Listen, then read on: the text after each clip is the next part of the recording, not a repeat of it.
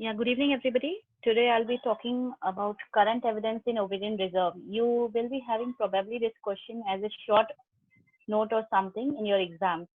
Mostly in your ENG exam, sometimes you get a short note on the current evidence or the recent tests for ovarian reserve testing. So it will be helpful in that respect. As such, in practical, I don't think it will be asked. So basically, what I'll be going through is what is basically an ovarian reserve, what are the different tests, are the ovarian reserve markers different in case of PCOS women, and just a brief of it. So like we all know, we are all born with around 20 million eggs, the females, and at puberty we have around 40 of them, 4 lakh. And as the age advances, the number of the eggs goes on reducing, so that around the age of 35, 36, 37, you have a few thousand of them remaining. What basically is an ovarian reserve? It is a test to measure the functional potency of the ovaries, which reflects the number as well as the quality of the oocytes. Now, what would be an ideal test? Something which would help us to know the quantity as well as the quality. Now, when we talk about the quality or quantity, most important is the age. Coming to the basic definition, if somebody asks you what is the definition, it's the test which determines the capacity of the ovary to produce oocytes which are capable of fertilization, resulting in a healthy and successful pregnancy. So when we are talking about ovarian reserve, there are two important things. That is, the ovary should be able to produce eggs which are capable of fertilizing and thereby resulting in healthy and successful pregnancy. All right. So this basically is a complex phenomenon where you have the age, the genetic parameters, and the environmental factors which come into play. The decline in the ovarian reserve. Ma'am, 1 second. Yeah. Someone means all are saying there is no audio. Oh, can you hear me, Minal? Yes, or you also I can't can hear hear me? you. I can hear Okay. you. Just when. Yeah. Just hold on, please. Some people are saying that they can hear, and some people are saying that they are not able to hear. Okay. Then you people can hear me, or you also can't hear me? Yes, we can hear you clearly. Okay. So I don't think there is a problem with the connection. Each of you, can you please quickly type out on your chat screens audible or not audible, so that if we know that majority can hear, we can start. Somebody has also said that your sound is very low. So Dr. Okay. Rana, if you have a sound setting on the laptop, make it to maximum, please. It is on maximum already. Okay. I think quite a few people are saying that it is audible. To make up for the less of sound, I think you can just be a little slow and pinpoint on the things that Yeah, I'll do that. do this thing. And I think we can carry on. Most of the people have said that it is audible. So let's go on, please. Okay. So like I was saying, ovarian reserve, when you talk about ovarian reserve, it's basically the capacity of your ovary to produce eggs that are capable of fertilization and thereby resulting in a healthy and successful pregnancy. That's the end result with which we are looking at. We all know it's a complex phenomenon that's influenced by the age of the women, the genetics, and various environmental factors. Now, we all know that this decline is irreversible and the rate varies considerably. As you must have seen also in your clinical practice, we have seen and also in various studies, the Asian population, they age much faster as compared to the Caucasian or the European counterpart. Now, when we talk about ovarian reserve markers, like you have your AMH, the antral follicular count, they all serve as a proxy for the oocyte quantity, but they are considered as a poor predictors of oocyte quality. There have been no tests which will tell us about the oocyte quality, unfortunately. When do you want to do your ovarian reserve test? Well, there are various things. Whenever you have a lady who wants to undergo your infertility treatment, who has to undergo infertility treatment, when you're planning maybe an IVF cycle or some other kind of treatment, when you need to individualize the treatment, the ovarian stimulation protocols, let's say it's a PCOS woman and you want to see how much dose you need to give, or there is a history of premature ovarian failure or early menopause in the family, or women who have come to you and they want to socially freeze the egg. She has not yet found her partner. She wants, very apprehensive, maybe in her late 20s, and she wants to freeze her egg for a later date. Sometimes in our oocyte donors, the women who donate their eggs, They also sometimes we do the AMH testing, the ovarian reserve testing, and of course prior to your gonadotropic drugs and other treatments where it is done. So ovarian reserve testing basically it can be offered to the general population, the subfertile women, and as well as for the IVF. Why is it important? Because it helps the women or it helps the couple to have an informed decision about childbearing. We need to plan our treatment accordingly. Let's say her ovarian reserve is depleting very fast. Then the mode of treatment, I'll not wait for doing her planned relations or an IUI. I'll be more aggressive in my treatment if her ovarian reserve is on the lesser side. We need to assess the response and the probability of pregnancy. By this I mean when a couple comes to you, she asks you, what will be my chances of conception? So you'll be in a better position to explain to the couple if you have something in black and white in front of you. It also limits the attempts or exclude. Let's say the woman's ovarian reserve is too low. So you know that none of the therapies are going to help us and probably she'll require a third party reproduction. What are the common markers of ovarian reserve? Like I said, age is first and foremost. Then you have the hormonal test, the sonographic parameters, and there are some other tests which are mentioned in literature called as the dynamic test, although we don't do them practically. For all said and done, age is the basic marker and the most important thing. Beyond the age of 35, well, I'll be worried. The basal hormonal levels, we have the follicle stimulating hormones. The inhibin B is also known in literature, AMH, and the estrogen levels, out of which only the FSH and the AMH have stood the test of time. Sonographic parameters, we had the ovarian volume, the ovarian vascularity, but none of these really help. It's the antral follicular count, which is an important parameter of the ovarian reserve. And we had various tests, you must have read in your Spirox and all, where you had your clomiphene challenge test, the gonadotropic agonist simulation test. These are just for completion's sake. I don't think you'll be required to know about it. What do you mean by an ideal test? An ideal test should help us to predict the conception either with or without treatment. It should predict the time of onset of ovarian aging, helps in guiding the optimal dose. Actually, this is what we require, what dosage we need to give to the patient. It should be easily measurable, unlike the dynamic tests, which are very tedious because we needed to take the sample repeatedly. So we require something which is easily measurable, minimally invasive, inexpensive, and overall gives a good predictive value. It should minimize the risk of wrongly diagnosing diminished ovarian reserve, which is again a very big problem. Let's say you diagnose somebody with diminished ovarian reserve and you offer her third-party reproduction and then she conceives. So these are some ethical dilemmas which can happen. Then you need to accurately identify those who are at greatest risk for developing OHSS or PCOS population, and also identify patients who will have poor response. Most important parameter, age. When you're writing the answer, please write down 2 to 3 lines at least on the age, because age is the most important parameter which determines pregnancy in any women. It still remains the best predictor of the oocyte quality.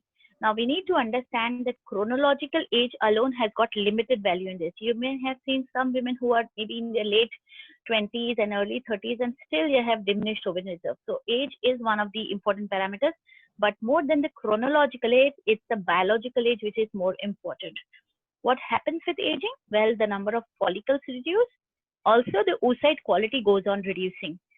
And there are various studies which say that it increases the risk of embryonic chromosomal abnormalities and hence the risk of spontaneous abortions in these women.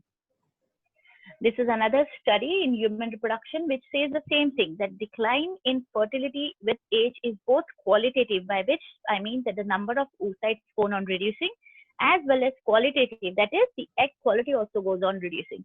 So female age is the most important predictor of success in IVF treatment. And it's probably the only ovarian reserve test which helps us to predict the probability of pregnancy. The rest of the other tests like your AMH, AFC will tell you the number of eggs probably which you'll get. But if you're talking about pregnancy, well, a young girl will always have a better chance. Now coming to the 3 basic parameters in today's era, we have your FSH, the basal FSH, which is done on day 2 or day 3 of our menstrual cycle. Why do we do on day 2 or day 3? Because as the cycle goes, I mean, when she goes into the day 3, day 4, day 5 in her follicular phase, the FSH is will go on increasing because of the release from the hypothalamus to grow the follicle. So your basal FSH is what which is important and not the FSH done on any time of the menstrual cycle. And you have your antral follicular count and the AMH. Now, this is just kind of a comparative table so that it's easier for you to understand it. Although basal FSH was the one which was started testing the earliest, but then when you look at the aging process of the women, it's actually the last thing which shows. I mean to say that when your basal FSH is beyond 10 and 12, the lady is almost already going into menopause. Your AMH is a much earlier predictor of the diminished ovarian reserve, and next comes the antral follicular count. Now, again, the problem with the antral follicular count is you have to see it in the earlier phases of the cycle, that is when the lady is menstruating. Because once she goes into the follicular phase, again, you have the dominant follicle being selected and the other follicles are not seen properly. So hence, the basal FSH and the AFC need to be seen on particular dates of the menstrual cycle, while your AMH can be done at any time. Now, there are some recent studies which say that probably AMH also has got some intercyclic variation, but there are no RCTs as such which say it like this has to be done on this particular day. So till that timing, well, AMH can be done at any time of the menstrual cycle. The intercycle variability, that means that within the 2 cycles, let's say she has done her AMH in the month of May and then she does it in the month of June, there is minimum variability when you look at the AMH. Also the intracycle, within the cycle, that within the same month if you're doing it, it is minimal with your antral follicular count and the AMH. The cost wise, AMH is a little bit more expensive. What are the advantages? Well, AFC gives you an immediate prediction, and you see the number of follicles and you get an idea that what should be the dose, how much should I give, for how long. But the problem is there's lots of inter-observer variability. Let's say I do the scan, I'll have some particular number of AFC, some other doctor does it, he may have some other number. So that inter-observer variability is a lot. In AMH, that variability is not there, but then there are still lack of international standards, which there are different assays and different labs. So you need to do it from one particular standardized lab when you're doing it for your patients. Coming to the cutoff values, this is what the AJOJ journal 2017 says. The basal FSH should be between less than 10, ideally speaking. The AFC should be more than 4 to 5. If your AMH is less than 0.3, again, the lady is in trouble. Now, when we look at the sensitivity and specificity, as you can see, the AFC and the AMH are much better as compared to your basal AFSH.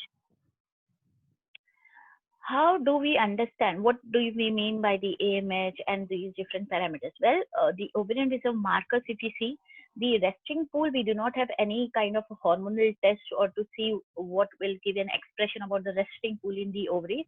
But then the recruited follicles, they all produce AMH, that is the anti-Mullerian hormone. Once the follicle is selected, it starts producing your estrogen and the inhibin B. So the selected follicle will cause an increase in these hormones, while the dominant follicle will produce inhibin A. Which ovarian reserve to choose? Well, the study says that AMH and the antral follicular count are much better than your FSH hormone tested alone. What is AMH? You all remember our physiology days, and let's go back to your spiroff. AMH is produced by the cumulus and the mural granulosa cells from the preantral and the small antral follicles during early folliculogenesis. AMH will decline years prior to the rise in FSH, and hence AMH is a very important marker because it gives a more sensitive and a real-time value for ovarian reserve. And also it's got a greater correlation with the primordial follicular pool, while the FSH is an indirect marker. So I would say that when you're writing your answers, you need to say that ovarian volume, ovarian blood flow, inhibin B and estradiol are no longer recommended. Ovarian reserve curves are similar to the antenatal curves, by which I mean as the age progresses, it goes on reducing. It can help to identify patients who have poor response or hyper response to ovulation induction, especially in cases of IVF, and also to individualize the treatment protocols to have the optimal response and minimizing the safety, minimizing any risk. And it also helps us to understand the reproductive lifespan, especially in women who want to freeze their eggs. In those cases, it will help us in your counseling. Also, in cases of women undergoing any chemotherapy or cancer surgery. However, there is currently no perfect ovarian reserve test. So basically, we have your AFC and OMH, which gives a good predictive value. Coming to PCOS, are PCOS women different as compared to the general population? Well, yes. The answer is yes. Now we have these tests, the FSH, AMH, AFC, and ovarian volume. Again, for PCOS, which would be the best test? Well, of course, the AMH and the antral follicular count. The AMH correlates well with the AFC and best with follicle size between 2 to 2.5 because these are the ones which release the anti-Mullerian hormone, and therefore studies have said that it is almost the most accurate biochemical marker for PCOS. Now let's try and understand some physiology. What regulates the entry of the follicles into the growing pool?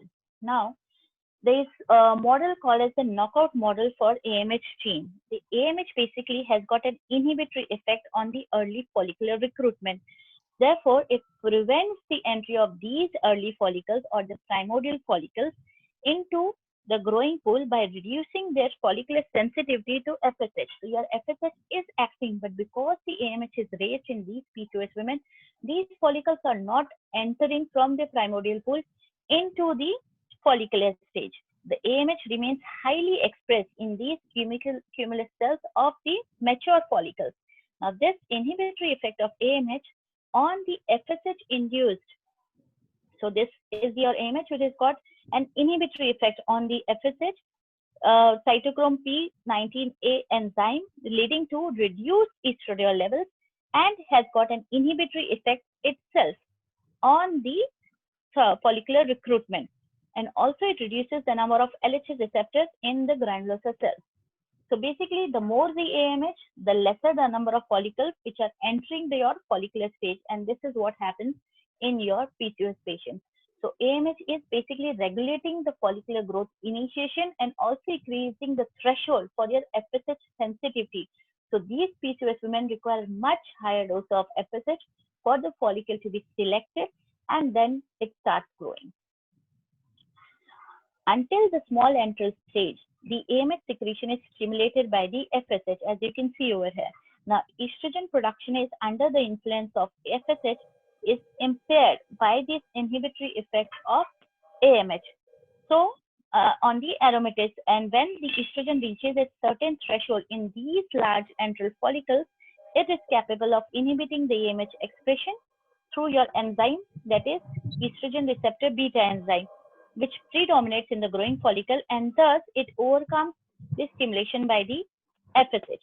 Now, in large follicles, that is your PCOS women, there is lack of FSH-induced E2 production, and you have very high AMH levels. This impairs the shift from the AMH to the E2, leading to follicular arrest. So there is no follicle which is growing in these PCOS women because of the inhibitory effect of the AMH. Its role in PCOS, well, if you have very high AFC and serum AMH, they are a surrogate marker for oligoanovulation and hyperandrogenism. There have been certain studies which have said that probably instead of doing sonographies, we can do an AMH level and label these women as PCOS, but still currently they are not included in the criteria. AMH is used to establish treatment protocols, especially to define strategies for ovulation induction in these PCOS women having oligoanovulation and suffering with infertility. And it is also helpful in the prediction of OHSS. Now, various studies have given various cutoff marks beyond which we label them as PCOS. Some have said around 3.3, some have said around 4. Now, when you look at the antral follicular count and the AFC, they've shown very good prediction. And overall, if you look at the various parameters, this is what the NICE guidelines said in 2018. So they said that this will help us in predicting the response to your ovulation induction, and that is what we are worried about in these PCOS women, that they should not get hyperstimulated. So you will get a lower response. We are worried about two groups, that is the one which will have lower response and the one the hyper responder, the PCOS group. So any antral follicular count which is less than 4, we are worried. Your AMH less than 5.4 picomoles, that is 0.3 nanograms, we are worried. FSH maybe around 9, 10, we are worried. Hyper response, when your antral follicular count is more than 16, your AMH is more than 25 picomoles or 4 nanograms, and your FSH is less than 4. This is another thing called as the Posidian group. It helps us to differentiate or categorize the women by their age and ovarian reserve.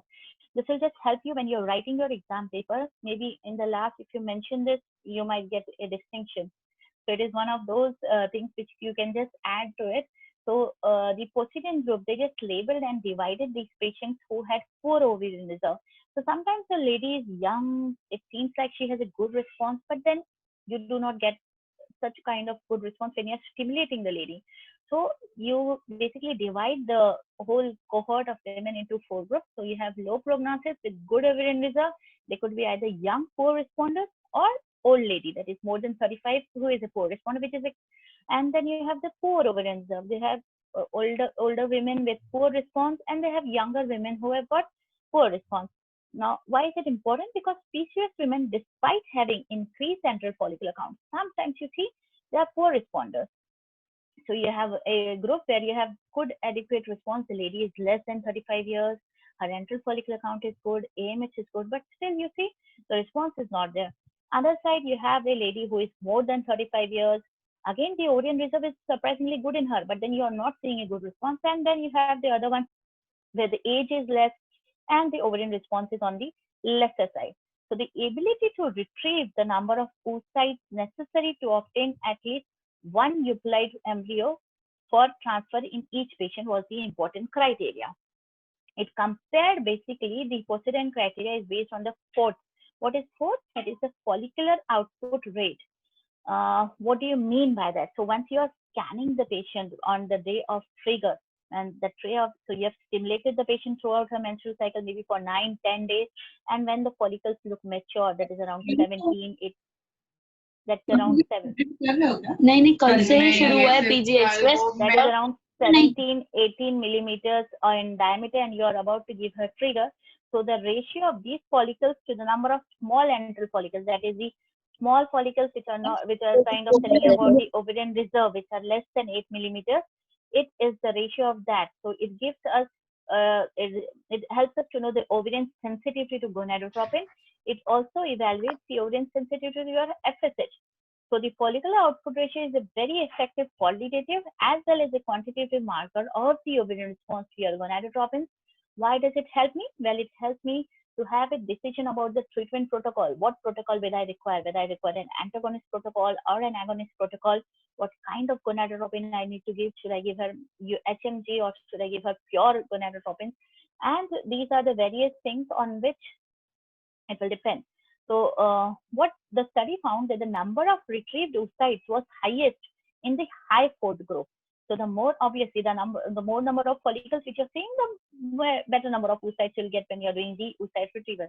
The fertilization rate and good quality were significantly higher, but in the median fourth group, not the higher group. This explains why the PCOS women sometimes do not give very good pregnancy rate, because although the number of oocytes are more, the quality sometimes it gets suffered, and it's only the medium fourth group which gives you good fertilization rate as well as good quality oocytes. So when you're stimulating the women, ideal number of oocytes should be around 13 to 15. If it goes beyond 15, we have seen that sometimes the egg quality suffers. To conclude, young women with PCOS have increased ovarian reserve as compared to the age-matched control. So let's say if there is a lady who is 35, 36-year-old with PCOS, her ovarian reserve will be much better as compared to a non-PCOS woman who is around 35 years. Now, PCOS ovaries are large and therefore they contain more antral follicles, which can be seen when you do your sonography. Also, they have higher level of AMH because there are more number of antral follicles, and these glandular cells produce more of AMH.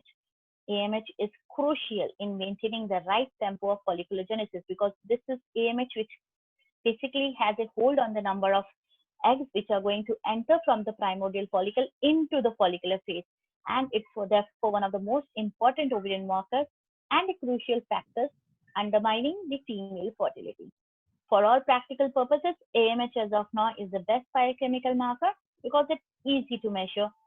Highly elevated AMH levels are predictive of poor response to various treatment in PCOS, including weight loss, ovulation induction, and laparoscopic ovarian healing, but they do not predict live birth rate. Mind that. So we still have the age, which is the most important factor. When you come to diagnostics, probably AMH and AFC will be there.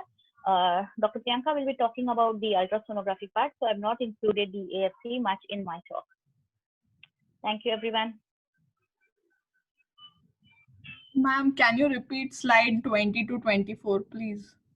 20 to 24. I think we will have a question and answer session at the end. So we would request Okay. you to write down whatever doubts you have. We will have a separate session entirely for the question and answer session. So just please write down, and we are also going to record this session. So you will get to hear this again as a recorded video.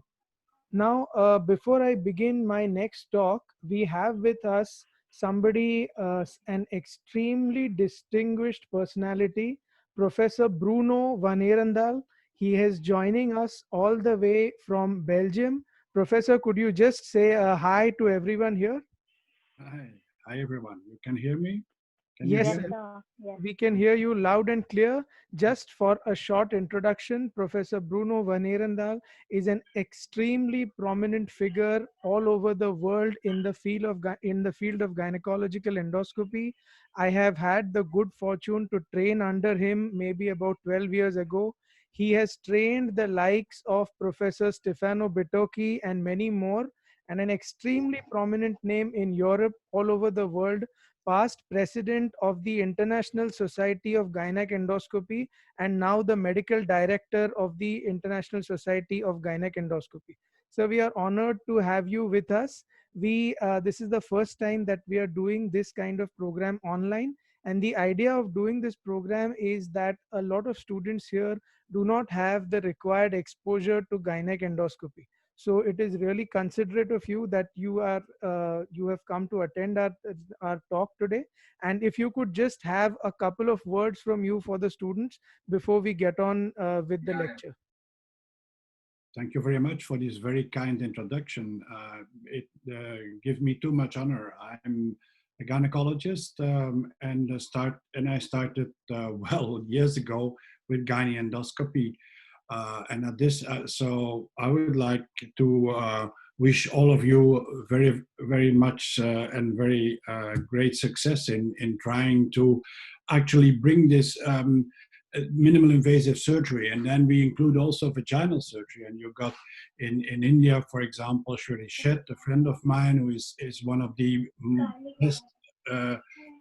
best vaginal surgeons. So the idea of doing endoscopic surgery, both laparoscopy, hysteroscopy, is actually to bring minimal invasive surgery to the patient so that patients actually can walk out of the hospital or with having had operations that are maybe as major as what we used to do years ago with open abdomen surgery. Now to get to that to this aim, what we try to do from out of the International Society of Gynecological Endoscopy, as Sanket said, I'm the medical director, and so we are now building up a program where we actually until December everybody can link in, and we have one webinar and well, Sanket is working on one on hysteroscopic surgery of complete adhesive uteri, so Asherman syndrome. And well, also once a month we have also nearly live surgery. And nearly live surgery, that will give you the idea of what we do in minimal invasive surgery. It is not live stream, but it is actually unedited videos so that you can stop it and interfere and actually ask, well, you can ask questions and we can respond, or the surgeon can respond to the questions. That is what we are doing now. And of course, if later on you want to join the society, we will our members. Thank you, sir, for that very kind introduction and those words. I will now begin with the lecture. Thank you so much for being with us. If you do have the time, please continue. But if you are busy with other engagements, thank you so much for being with us. I will now share my screen and start with the lecture. I must make a comment here that some of the slides that I'm going to be using are the slides that Professor gave me about 15 years ago when I was with him, training under him in Belgium. So with that, let us begin the presentation.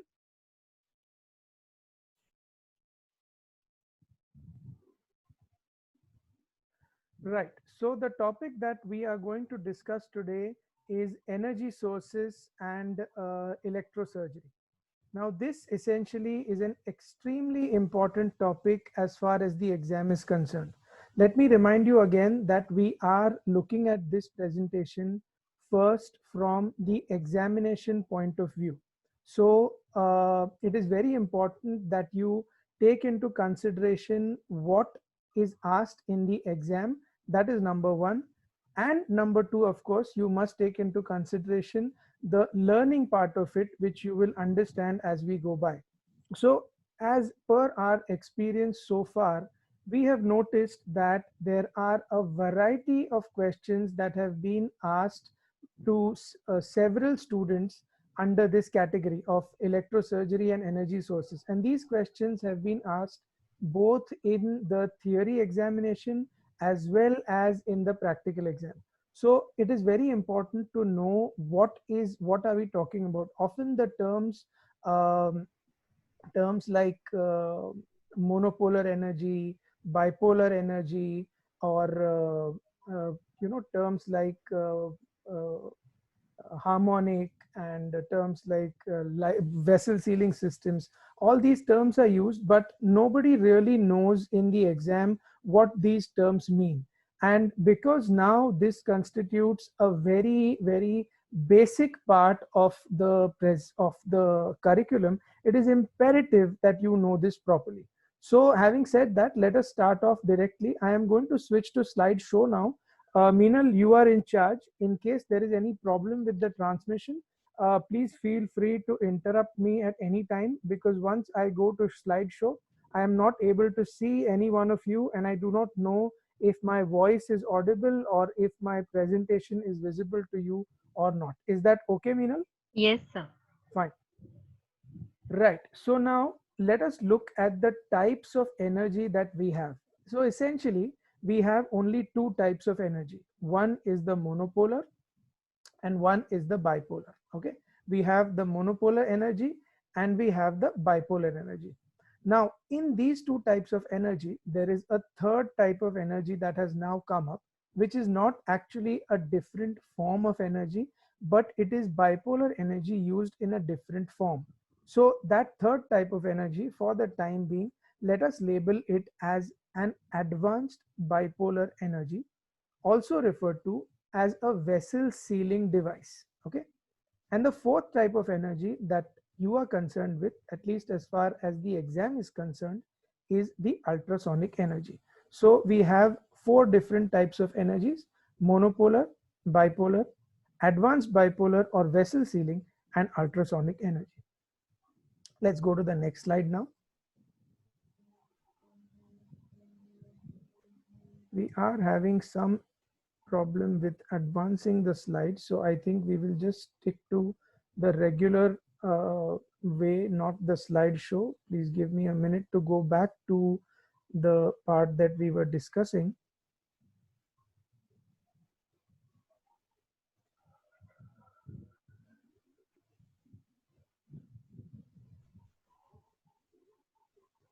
Right. So I'm not going to go on to slideshow. I hope this is equally clear, Meenal. Yes, sir. Yeah. So I'm not switching to slideshow now because it is creating a trouble for us as we go back and forth. So yes, a frequency. So what are some key concepts that we have to take into account? A frequency of between 1 and 100 kilohertz causes neuromuscular stimulation. And above 100 kilohertz, neuromuscular stimulation will cease. Okay? The normal household appliances that we have all work at a frequency of about 60 kilohertz. Then at 100 kilohertz, the muscle and nerve stimulation stops. Electrosurgery we are performing between 200 kilohertz to 3.3 megahertz. then comes the AM radio and so on and so forth, but that is not important. All that you have to know from the examination point of view is that electrosurgery is done at a much higher frequency than what the household appliances work at, which is why this high frequency does not stimulate the muscles. If that were not the case, then every time that we use the electrocautery machine, you would find that the muscles go into a state of tonic clonic contractions, and the entire patient is jerking violently. But that doesn't happen unless, of course, you touch the muscle belly directly or a nerve directly with the cautery. It doesn't happen. So electrosurgery takes place at a frequency that is much higher than the normal electrical appliances. This is the first concept that needs to be understood. Now, moving on to the next one. Any electrical circuit always has three components. Now, as boring as this may seem, some of the laws of physics have to be understood if you are going to understand this electrosurgery concept properly. So bear with me while I try to make it as simple as possible, but some technical terminologies have to be used. So an electrical circuit always has three separate components. So number one is the machine itself. Number two, or we could call it the source or the generator. Number two is the closed circuit. That means the current starting from this machine, going from here through the wire, entering the patient through your primary electrode, passing into the patient, and the patient's body acts as the resistance to the flow of current. And then this current going back into the return electrode and going into the machine. It is only when this entire circuit is complete will the flow of electrons occur. If I were to break this circuit at any point of time, if I were to break this circuit here or here or here, I would find that it is impossible to generate the flow or impossible to have the current flowing through the body. Okay. Now, so the first type of energy that we are going to look at is monopolar energy, right? So when we talk about monopolar energy essentially follows the same path that we discussed before. That means there is a machine, a wire that takes the current into the active electrode, a return electrode, and then back to the machine. Now, it is in this monopolar type of current that we have three different waveforms or three different types of current that will be asked to you in your examination. And these three types of current are cut or cutting current, coagulating current, and blended current. Cut, coag, and blend. You have seen these waveforms a number of times on the machines in the operation theater, but I'm sure very few of us actually bother to find out what they do.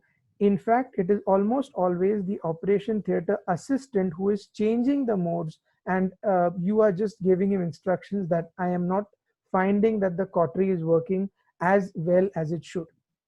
So let's see the first one. What about cutting current? Okay, what exactly happens in cutting current? In cutting current, there is a continuous heating of the tissue. So let's say that this is a cell. There is continuous heating of this cell. The heating is so rapid and without cooling that there is no time for the cell to cool down.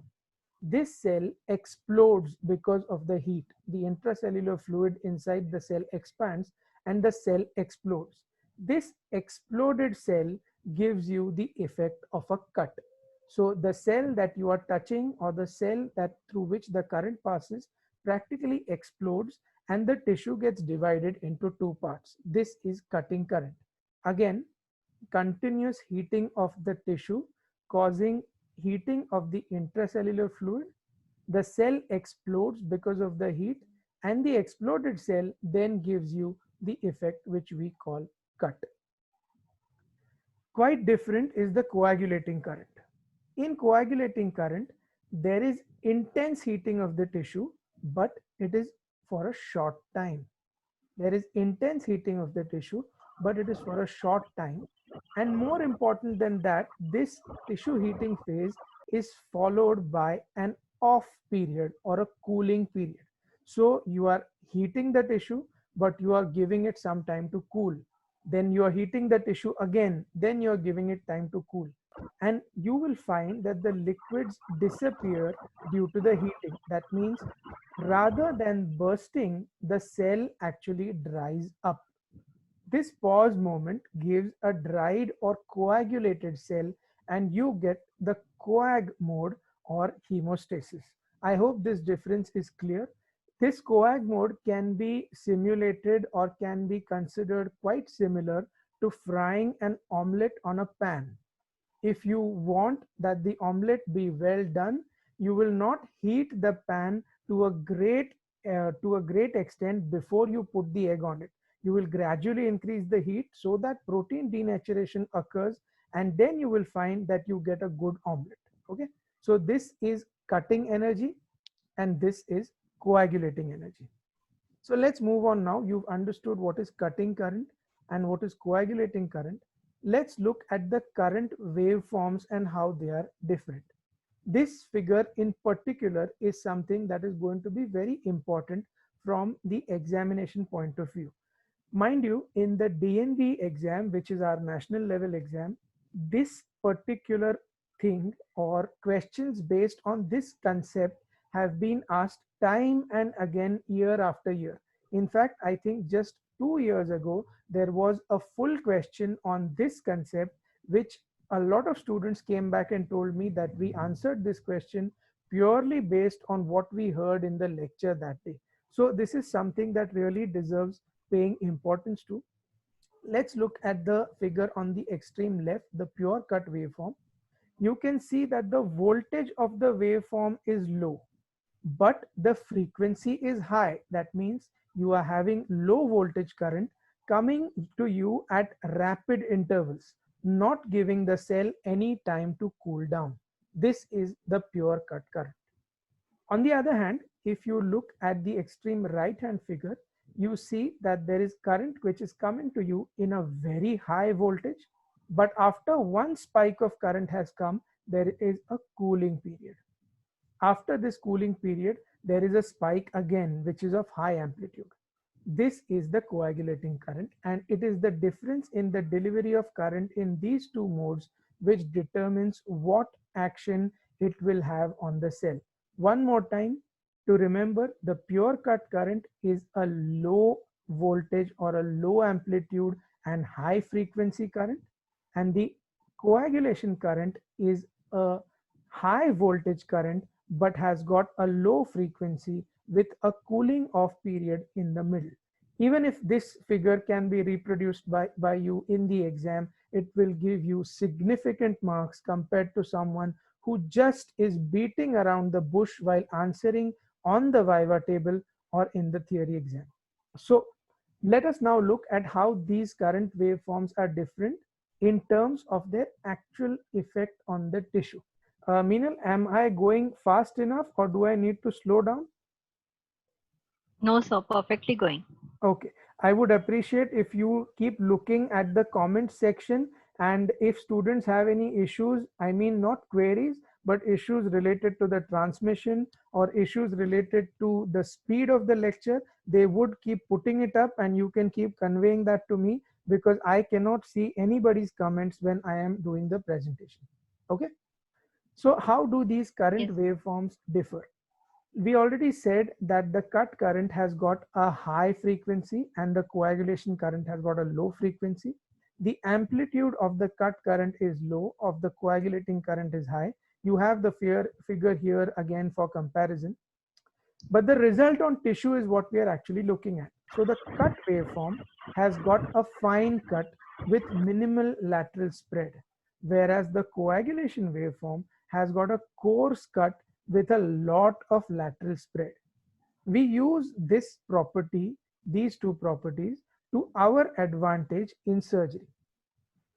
That means that the cut waveform is used particularly for dissection. That means when you want to cut or separate two tissues without causing too much damage to the tissues that are near the active electrode. However, we use the coagulation waveform for hemostasis. That means we use it when we want the current to spread a little beyond the area that we are trying to coagulate, so that the current spreads to the nearby areas and coagulates a segment of the vessel. What about its actual use in endoscopy? I'm sure you have used cut waveforms and coag waveforms in open surgery, but as far as endoscopy is concerned, we use the cut waveform in PCO drilling, and we use it in colpotomy at the time of laparoscopic hysterectomy. And the coagulation waveform is generally used to control bleeding. Beyond this, I don't think an examiner would really expect you to know the applications of cut and coag waveforms. Now, let us take a look at this slide, and then we have one video with which things will be a little clear. Okay, so let's look at the figure on the left, the brown figure. The first cut, or the leftmost cut, is a pure cut. You can see that a pure cut or a straight line has been created with hardly any lateral spread. But if you look at the coagulation waveform, you find that the line has been created, but the current has also escaped and transmitted to the sides, giving what we call as lateral spread. The same effect can be seen in this other figure, where the cut waveform is a fine waveform and the coag waveform is a coarse cut. The blended waveform is definitely something between the cut and the coagulation, and we are not going to go into the details of that because it is frankly not asked in detail from the exam point of view. But this is what you would do well to know, the cut waveform and the coag waveform. Let us now take a look at one of the videos. I am going to try to, the video is going to be a little jerky, but that is something that we really cannot do anything about. So please bear with me. And if even if the concept gets across to you, I think that should be sufficient from our point of view. Right. So I'm going to enlarge this just a little bit. So look at this one. I'll show you again, don't worry. As the electrode cuts, this is the pure cut. This is a blended cut. And now look at the cut that is created when we switch to coagulation mode. It is still cutting, but you have to notice how much lateral spread is there in this particular video. The video again for all of you. This is the pure cut mode, minimal lateral spread. This is the blended mode in which there is some lateral spread. And the last one is the coag mode in which there is a significant lateral spread. Okay, so this is the different effect that the different types of coagulation modes have on the tissue. So with that, I'm going to leave now. Is that okay for you? Of course, sir. Thank you so much for being with us. Thank you. Thank you, guys. Bye. Thank you, sir. Bye-bye for now. Thank you. Thank you, sir. Right. So we will continue with our lecture. This is the pure cut, the blend, and the fulguration mode. Now, let us go back to what we were seeing. This next slide is particularly important from the patient safety point of view. Let's say that I'm sure all of you have used the, have got electrocuted to some extent at some point of time during your surgery. That means that when you were doing a cesarean and you held an artery forceps in your hand, and when you asked somebody to touch, you got a shock in spite of wearing gloves, in spite of wearing rubber footwear. Let's take a brief moment to see why that happens and what is its use in surgery. The second point that I would like you to remember is, let's say that you are doing a cesarean section. While doing the cesarean section, you are using a monopolar electrode. When you use this monopolar electrode, you find that the current, when it enters the body, it causes coagulation of the vessels that you want them to coagulate. However, when this same current is leaving the body, it does not cause any burn at the site of the return electrode or at the site of the patient plate. Okay, I'll say again, the entering current knows that it is supposed to coagulate, and the current while leaving the body knows that it is not supposed to coagulate the skin. How is it possible that the current will know when it is supposed to work and when it is not supposed to work. That is technically impossible. The answer to this lies in one particular thing which is called as current concentration density. Am I audible, Meenal? It says here my connection is not very stable.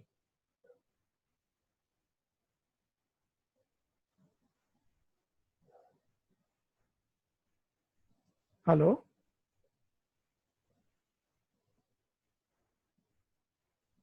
Meenal, am I audible?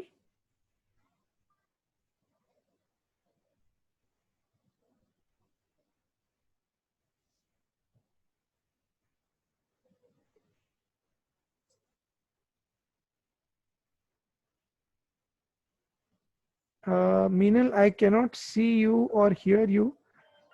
Yeah.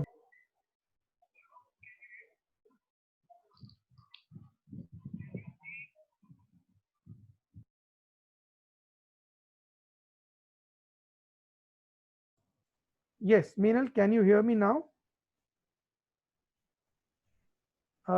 You are on mute. Can you unmute yourself so I'm sure? Yes, sir, you're audible now, sir. Okay, thank you. Fine. So we go back to sharing the screen. Yes, sir. Right. So how does the current know that it is supposed to coagulate when it enters the body and it is not supposed to coagulate when it leaves the body? The answer to this is basically current concentration. When the current enters the body, the current is entering through a very small area, which is the point of your electrode. However, when the current is leaving the body, it is leaving the body through a very large surface area, which is your return electrode. When the current is entering through a small place, the electrons are getting forced through a very, very narrow space. This will cause the coagulation. But when they are leaving the body, they are leaving the body through a very large surface area. This ensures that there is no burning. The direct application of this fact is in the concept of electrode burns. If you can see this slide clearly, you will notice that in this patient, there are no electrode burns because the electrode is stuck properly. But in this patient, where the return plate has not been stuck to the patient's body well, the current concentration is not only high at the entry point, but the current concentration is high at the exit point also, and therefore you will now get a return electrode burn injury. I hope this is clear to everyone because this is extremely important from the practical point of view. Again, electrons entering through small surface area, leaving through large surface area, therefore no burns. If you make the electrons leave also through a small surface area, there will be burns. Therefore, the corollaries of this concept are two. Number one, the patient plate or return electrode must make good contact with the body. That is why we always apply jelly before putting the plate under the patient's buttocks. And number two, the return electrode must be placed as close to the active electrode as possible. That means if you're doing a cesarean, then the return electrode must be placed either stuck to the patient's thigh, or if it is your regular old plate, it must be under the patient's buttocks. Putting the electrode under the patient's arm means that the current will have to travel through a very long circuit, and that can create problems for the patient in terms of return electrode injury. Is this concept clear? Yes, sir. Yeah. Okay, so we will move on now. This is a particular example of return electrode injury where the electrode was not stuck properly, and you can see that there has been an electrode burn.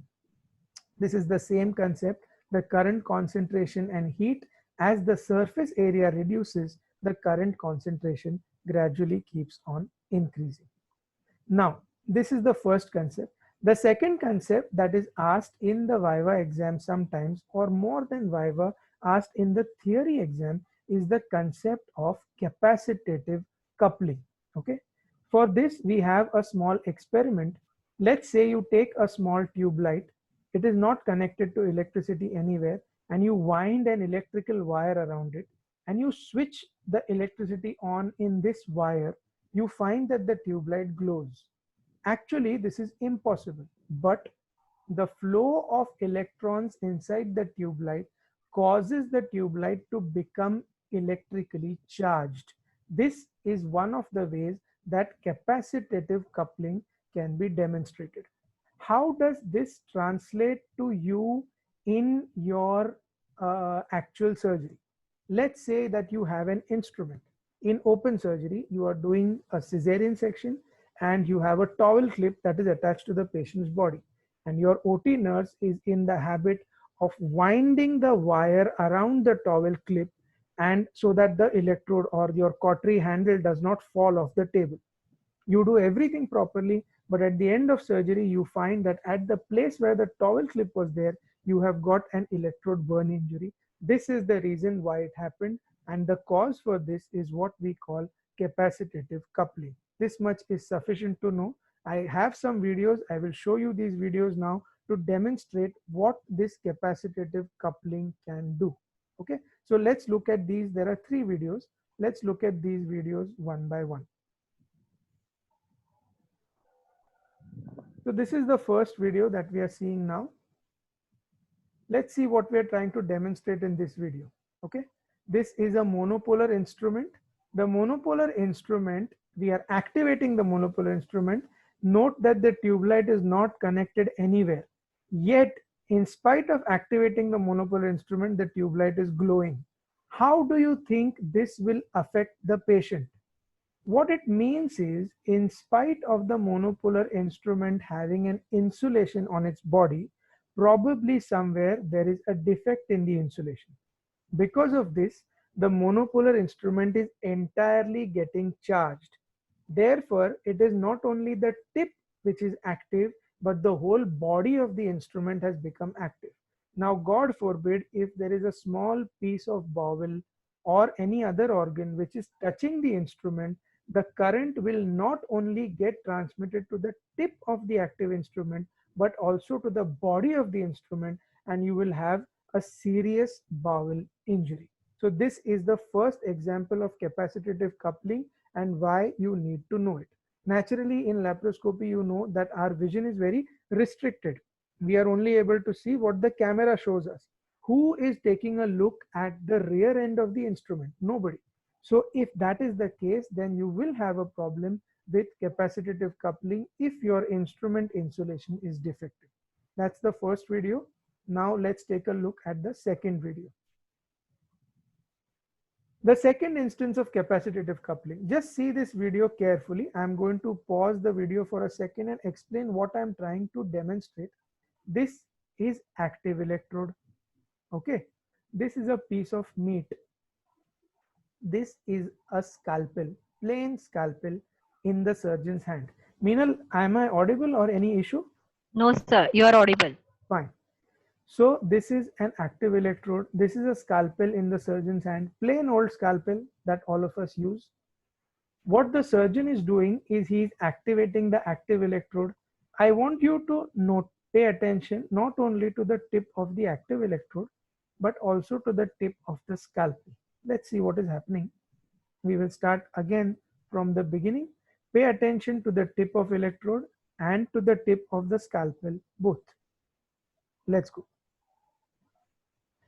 Right, so the tip of the scalpel is sparking, but you find that the tip of the scalpel is also sparking.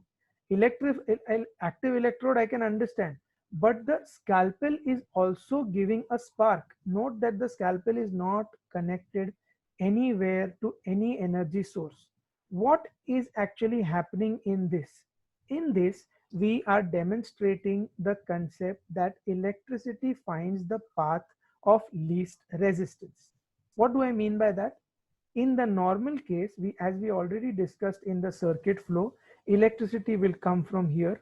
There is a return electrode below this piece of meat. It will go through the meat.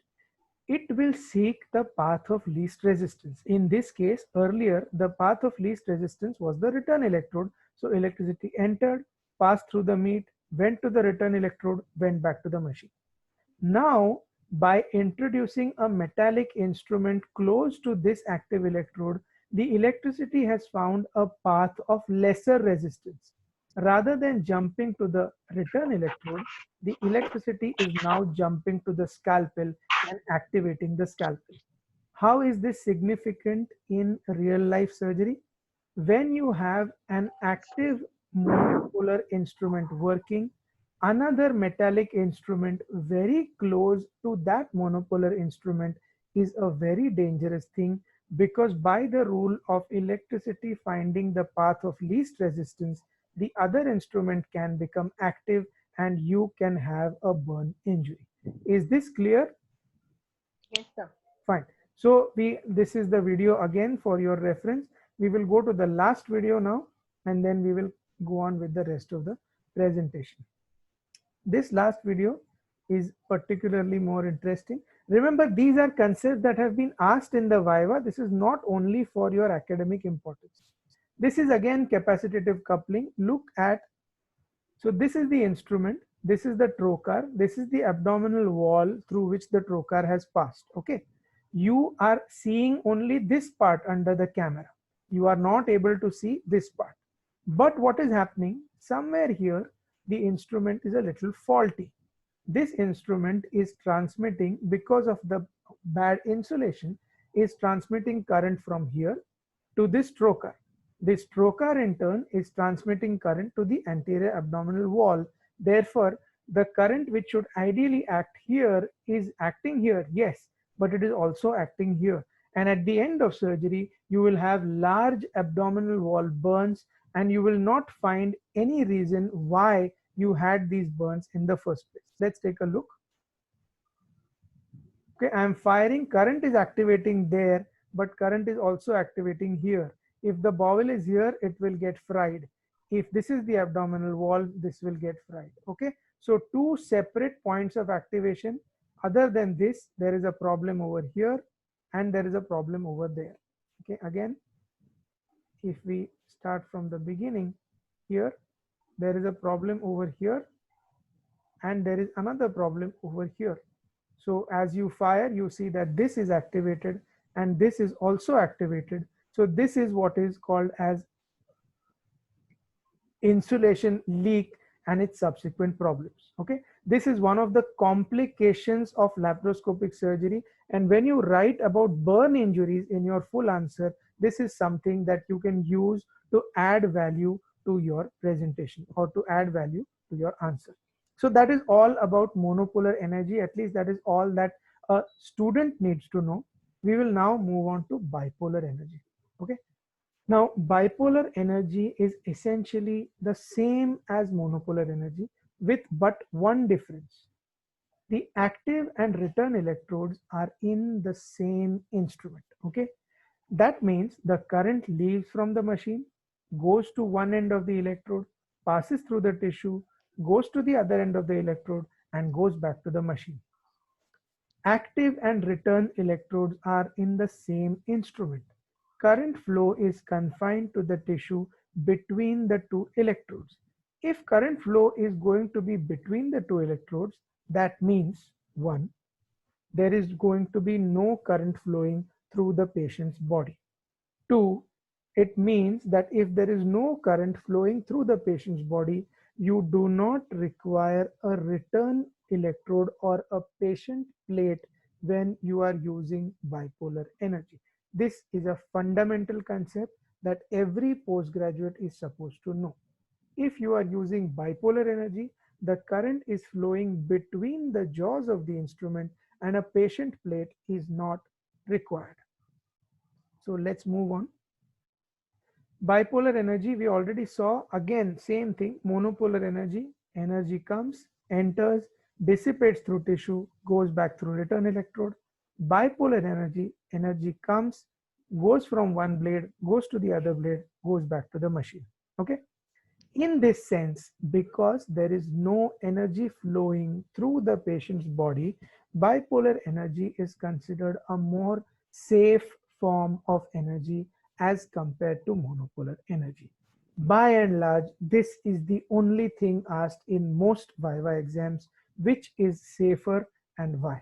So bipolar energy is a safer form of energy, and bipolar energy does not require a return electrode. I hope this simple concept is amply clear to all of you before we proceed, because this is going to be repeated time and again in subsequent lectures and to you as far as the exam is concerned.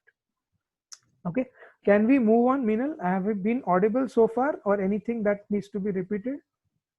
Nothing, sir. Everything perfect. You can Okay, go ahead. we can go on. Fine.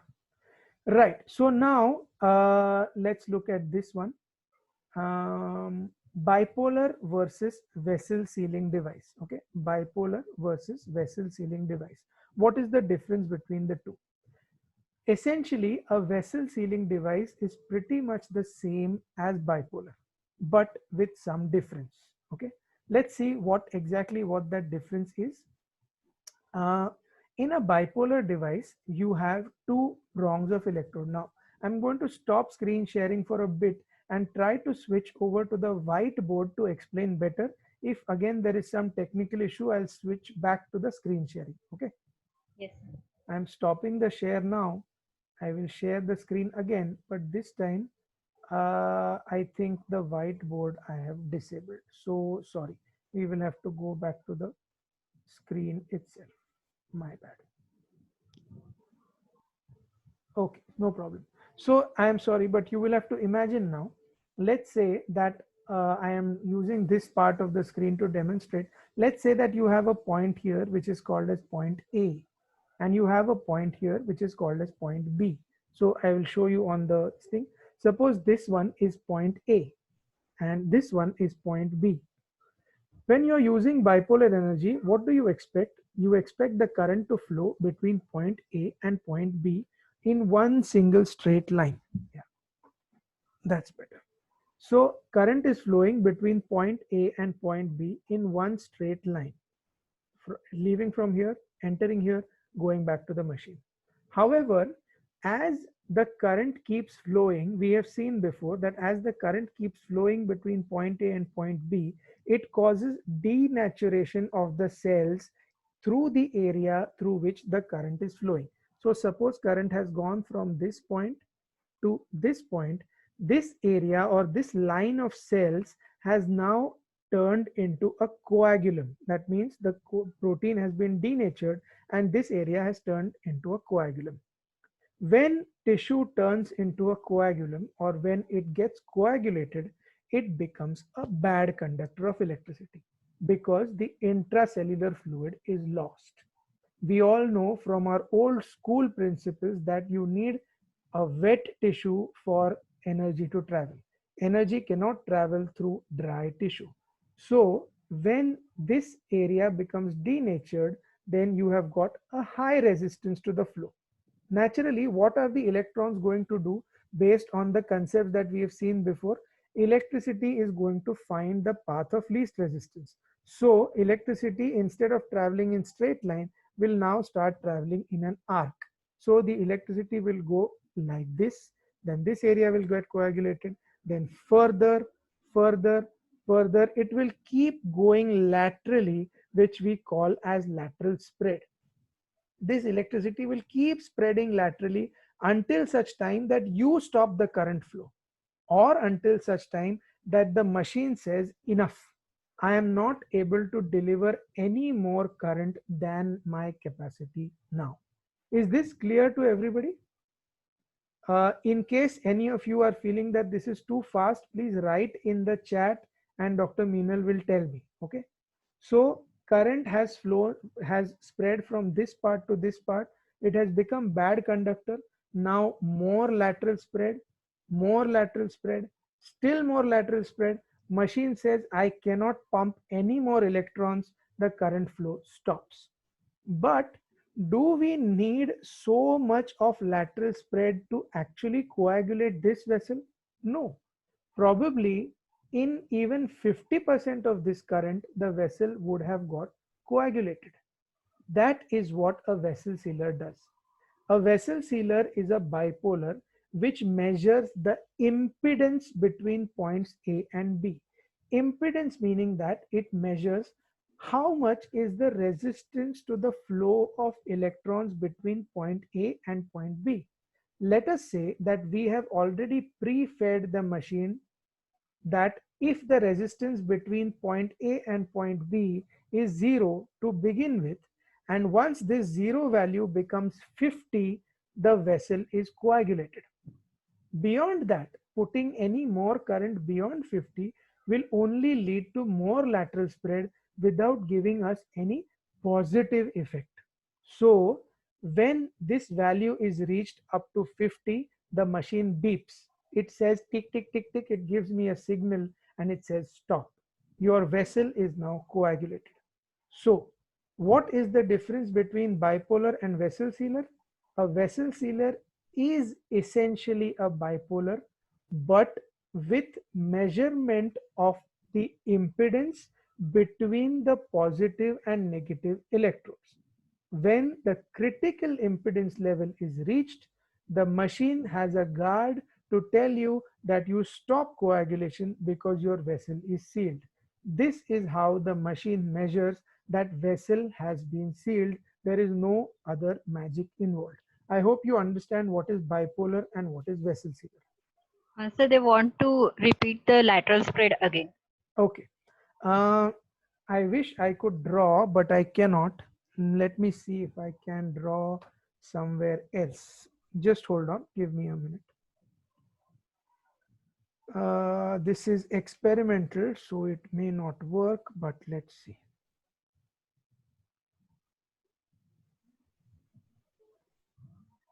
Give me a minute, please.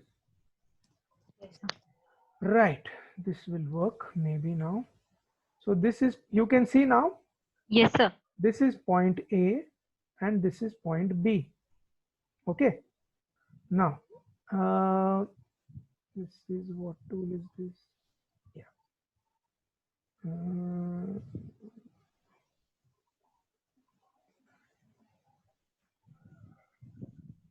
I wonder if this is working. Okay, let's see. Initially, so this is point A and this is point B. Initially, current was flowing like this. Okay. Now, current flowed once. Oh. Current flowed once. Current flowed twice. After current flowed twice, the resistance between these 2 points increased because this area became coagulated. Okay, this area became coagulated, and because coagulated tissue is a bad conductor of electricity, the resistance to flow of electrons between these 2 points increased tremendously. Now, electricity said, why the hell should I take the trouble to go through an area which is giving me more difficulty? I will try to go through a different area. So electricity tried to flow from here to here, but it flowed like this. Is this understandable? Yes. Also, electricity tried to, sorry. So electricity tried to flow from this area to this area, but instead of going straight, it flowed like this. Again, electricity tried to go from here to here, but it found the path too difficult, so it went like this. Okay, and this process continued more. So my actual desired area of coagulation that I wanted, I'm sorry, the desired area of the coagulation that I wanted was just here.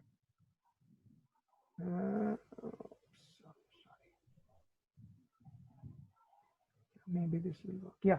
So the desired area of coagulation that I wanted was here, but I got coagulation here, here, here, here, also here, here, here.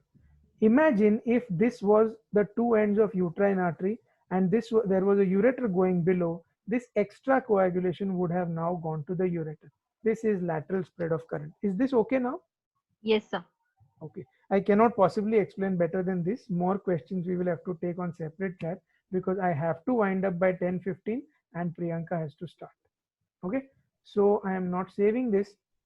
Let's go on to the next slide. This is a video in which you will be roughly able to appreciate the flow of current. This prong that I'm going to show you, this is one electrode, this is second electrode. Watch how tissue becomes white, and then the whiteness spreads left and spreads right while the tissue is being coagulated. So let's take a look at this one. So they want to repeat vessel sealer also once again. Vessel sealer impedance. Okay, fine. Can you see that the spread is occurring, that the white area is moving laterally? Yes, sir. Okay, this is lateral spread of current. So it is not only the tissues between the two jaws, but also the tissue that is around the jaws that is getting affected by electricity. This is lateral spread of current. Okay, tissue not only between the jaws, but also surrounding the jaws getting affected by the flow of current. This is lateral spread of current. Okay, now what is the bipolar going to do, or rather what is the vessel sealer going to do? Let us suppose that we have started coagulating. Let's take this video only. The coagulation has started. Stop.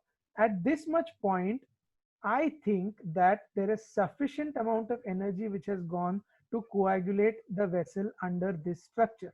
The machine will beep and tell me there is no need to fire anymore.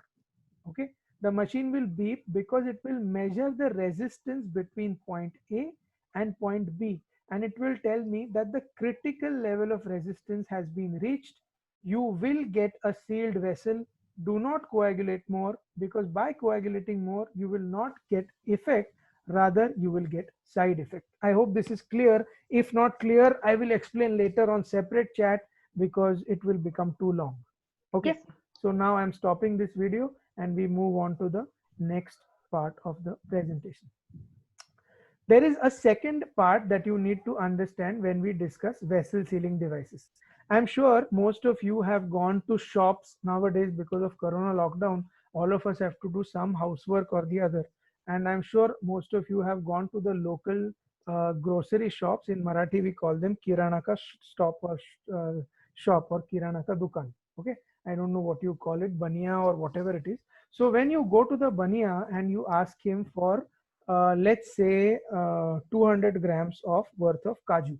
Okay, he gives you the kaju, but he doesn't tie them up in a paper bag. Okay, he usually gives them to you in a plastic bag, and he doesn't give that plastic bag to you open. Neither does he close the plastic bag and staple the plastic bag. If you have actually gone and purchased from the shop, you will know that he puts the kaju into the bag, then he puts the bag under a machine, and this machine he presses it down. When this machine presses down, if you have been attentive enough, after a second or two the machine beeps tink, and then you remove the bag and you find that the bag is sealed as if it had come from a factory. I don't know how many of you have experienced this, but most of the people may have. Okay, this machine or this device which the shopkeeper is using is a vessel sealing device. Okay, it is as advanced as a vessel sealing device. What is happening in the vessel sealing device? Because you are doing compression of the tissue has come close to each other. Because the tissue has come close to each other, less amount of energy is required to seal this tissue. Less amount of energy required, less lateral spread, more safety. So the advanced vessel sealing devices, in addition to the impedance measurement between 2 points that I discussed earlier, have got a second feature, which is compression of tissue. So two features: tissue compression, causing the need for voltage or current to be minimum, and second, measurement of tissue impedance.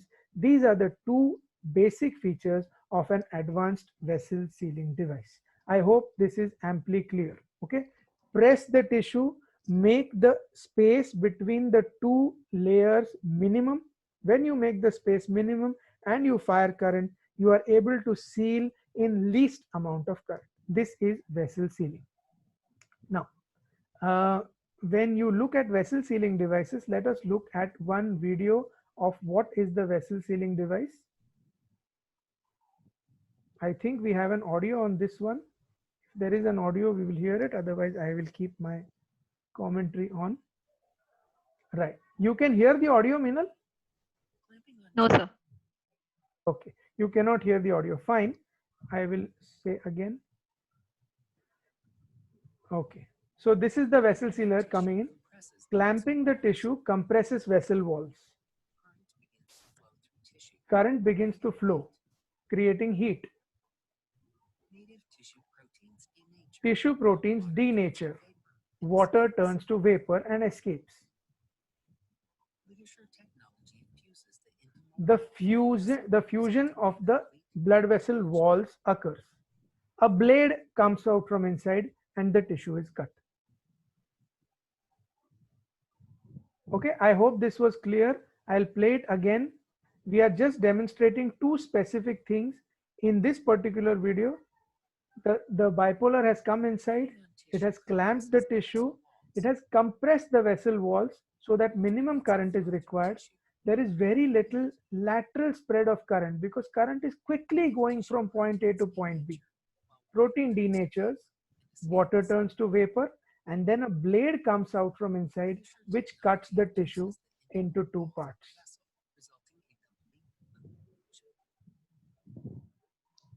Okay, I hope this video is clear. This is all that you possibly need to know about vessel sealing device and LigaSure. Okay, so we are going to move on. This is an actual video of the LigaSure in action, just for your knowledge, not important from exam point of view. So this is the LigaSure. It has coagulated, and then just by the movement of the blade, it cuts. The name is what it sounds like. Liga is for ligation and sure is for surety. So Liga sure, ligates surely. Okay, that is Liga sure. Now let's go on to the last part of this presentation, which is the harmonic scalpel or the ultrasonic energy. This, frankly speaking, is an advanced question. I would not expect any of you to get this question in the exam, simply because this question will only come if you are doing extremely well in the exam.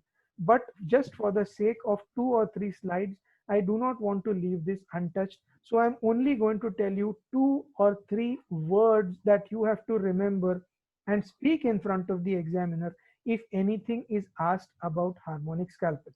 Number 1. The harmonic scalpel uses ultrasonic energy. Number 2, the harmonic scalpel does not use monopolar or bipolar energy. Hence, there is no current passing through the patient, not through one electrode, not through both electrodes, not through return electrode, nothing. No current passing through the patient at all. Does not use current, uses ultrasonic energy. How does it use ultrasonic energy? There is a device in it called transducer. Electricity comes into the machine. There is a crystal over here, piezoelectric crystal, that vibrates. This vibration sends out oscillations. So this is what the oscillations look like if you have a physics view of it. How does that actually translate into working for us? Okay, so let's take a look at this last video and we will be able to understand.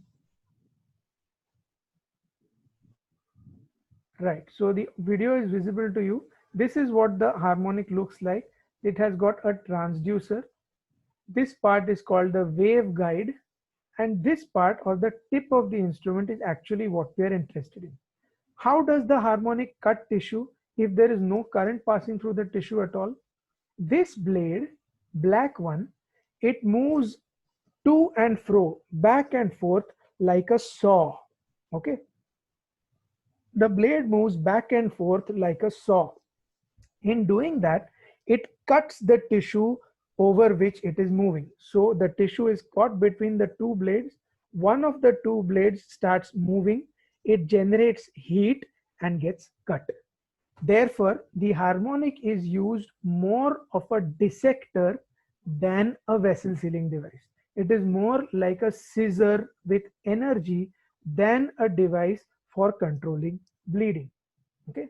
For those of you who are interested, it has got 2 modes. One is called the minimum mode and one is called the maximum mode.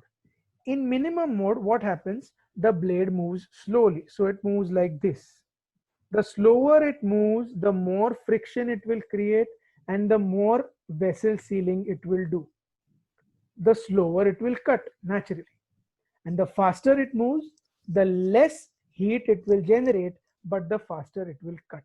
So the minimum mode is used when you have a more vascular structure to be dealt with, and the maximum mode is used when you have an avascular structure to be dealt with, something like the peritoneum. So let's see this video now. Okay, this is the transducer, the waveguide, the tip of the instrument, which is also referred to as the blade, and this is called the jaw. Okay, so the blade and the jaw. The blade is going to move back and forth. Okay? The tissue that needs to be addressed is compressed between the blade and the jaw, and then now you can see that the blade is moving.